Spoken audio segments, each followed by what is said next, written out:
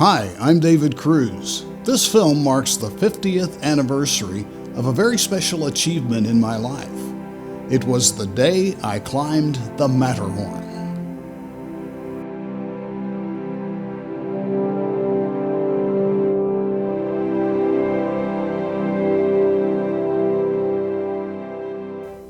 I had a dream as a young man, and I made it come true 50 years ago. Now that's most of a lifetime, but I still remember that particular day in 1974. The images of it are sharp and clear in my mind. The dedicated preparation, the hard physical work, the bright sun and high thin air of the mountain, the heady feeling of being so high and in such a precarious, dangerous, and awe-inducing place. A dream can fill your mind. It can grab your imagination and propel you to do amazing things. Dreams are powerful and can energize intent and put body and soul into motion to achieve a goal. Way back in 1959, when I was a child of 4, my parents took me to the then quite new Disneyland park. And one of the main things that caught my imagination was Walt's recreation of the Matterhorn, the famous mountain peak in the Swiss Alps that had been the inspiration for his then recent live-action motion picture called Third Man on the Mountain. After filming in that amazing place, he sent a postcard back to his Imagineers in California. It depicted the Matterhorn and some bobsleds, and on the card, Walt simply said, "Build that." They did, creating the famous Park Peak and its bobsled coasters that remain there to this day.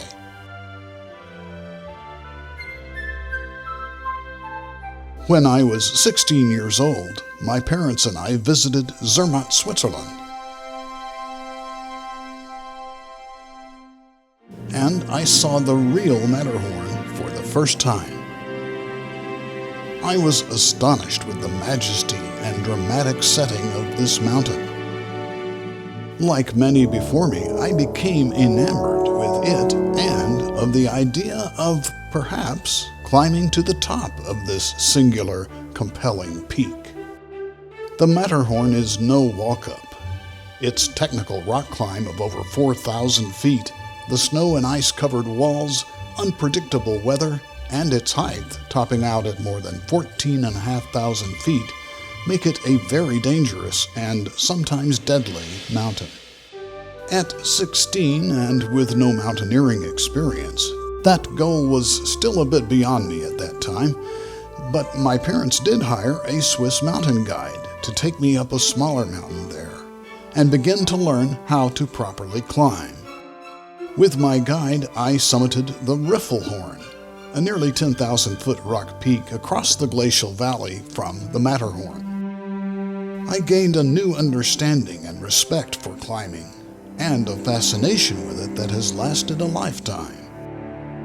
With the great Matterhorn watching me scramble up and down the Riffelhorn, I knew I would return. In August of 1974, with my compelling dream still alive, I did return to Zermatt at age 19 now.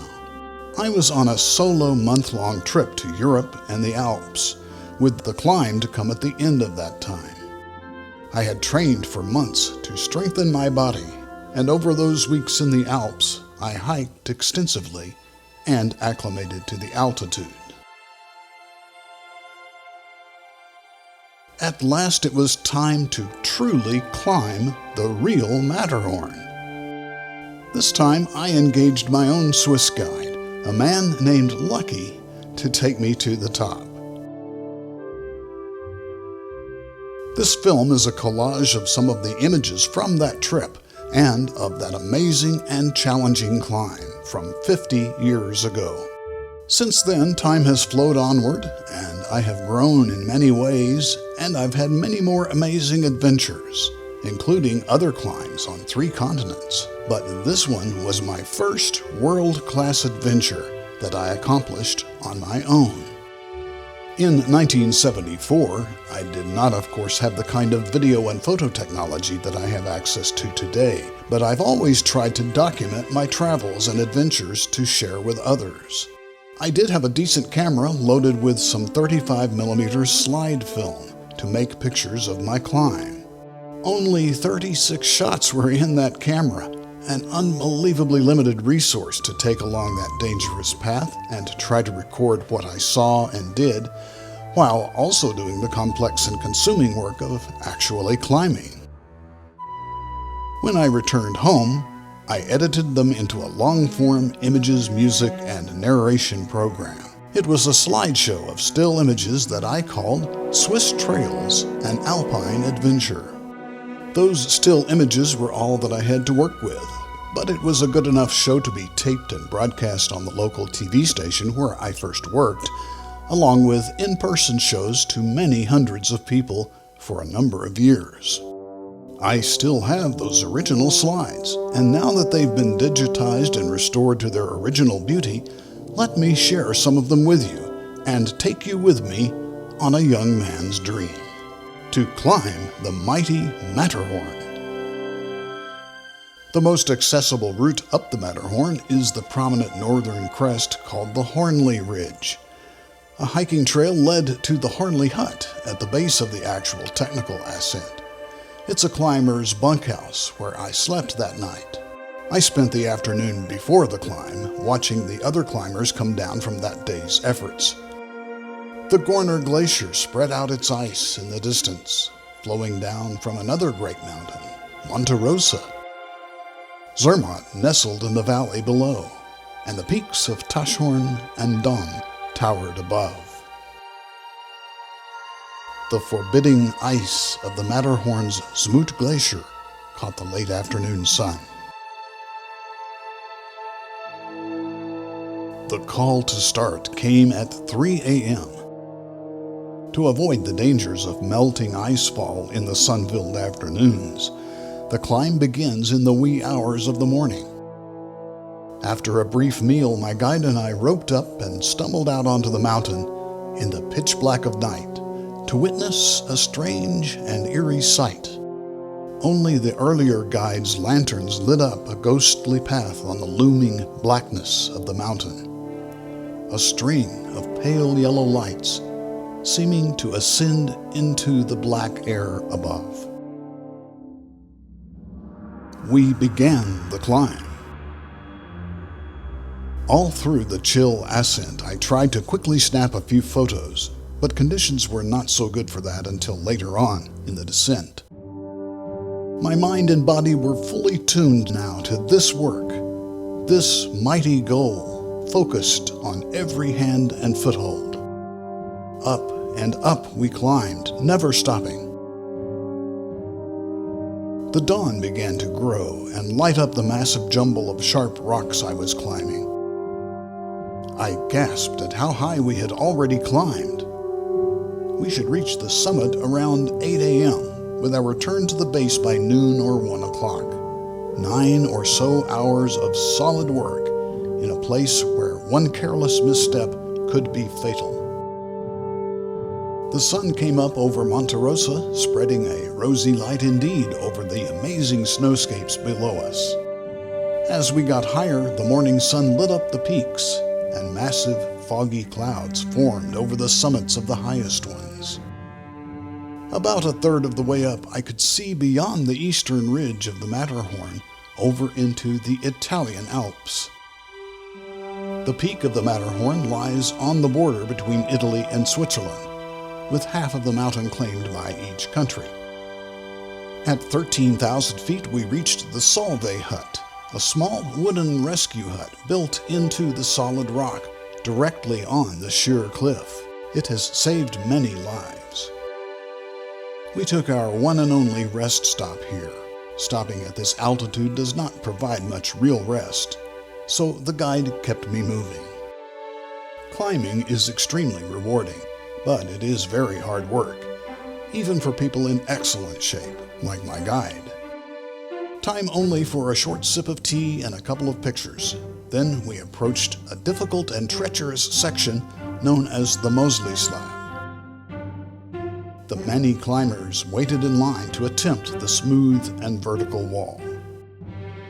Above this, there is only the pyramidal summit slope, a sheer rock surface coated in ice. With this route used by so many, the Alpine Club has placed some fixed ropes to hold on to while climbing it. This is the most dangerous place on the mountain, and with the mountain crowded this day with so many climbers up here, mistakes can be life-threatening. Another climber crossed over my rope line, which could tangle us and cause a fall. My guide got upset, and we all stopped where we were. A sudden sense of serious responsibility and surprising calm came over me. I challenged my guide to calm down and stop yelling, and I instructed the other climbers to reverse their path and uncross us, which they did. With the obstruction solved, we continued our climb, but the land rapidly leveled off. The summit of the Matterhorn was in sight. I felt the excitement of this realization hit me. I could hardly believe it. We were there. I made the last few steps up onto the summit rocks, 14,692 feet high, and nowhere else to go up. I could actually stop working now and pay attention to the vast spaces above and below me. Was I truly on the summit of the Matterhorn? Well, one terrifying view straight down the sheer and icy north face was quite convincing. The view did not last long, however, as a cloud began to form a cap over the peak. We stayed on the top for half an hour. Chocolate, nuts, and hot tea were our lunch.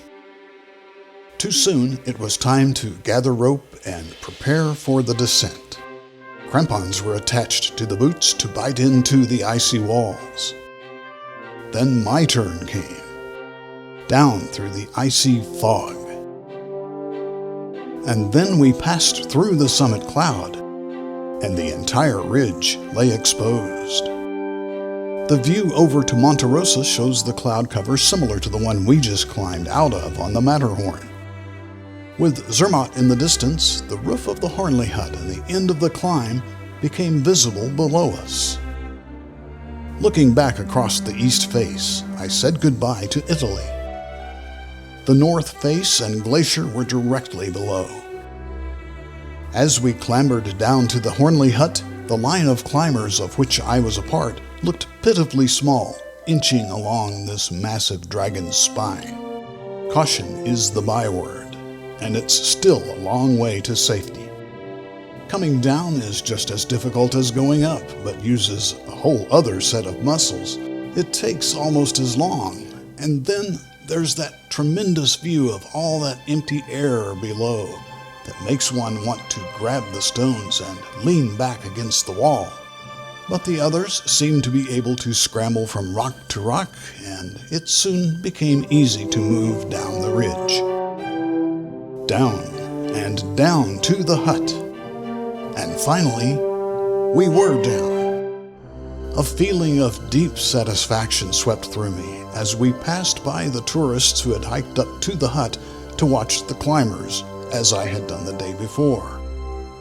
This time, I was coming down off of the Matterhorn, and I can say forever that I made it all the way. Mountains are one of Earth's great treasures, and the Matterhorn has a very special place in the hearts and minds of many people. I'm certainly one of those. In the intervening 50 years, I've climbed on many other peaks, and I've returned to the Valais region of the Swiss Alps to climb some of the easier peaks like the Matterhorn. Nothing will compare, though, to the marvelous experience I had as a 19-year-old with a peculiar obsession to climb the amazing, enigmatic, truly dangerous, and wholly unique and beautiful mountain that I love, the Matterhorn. I'm David Cruz.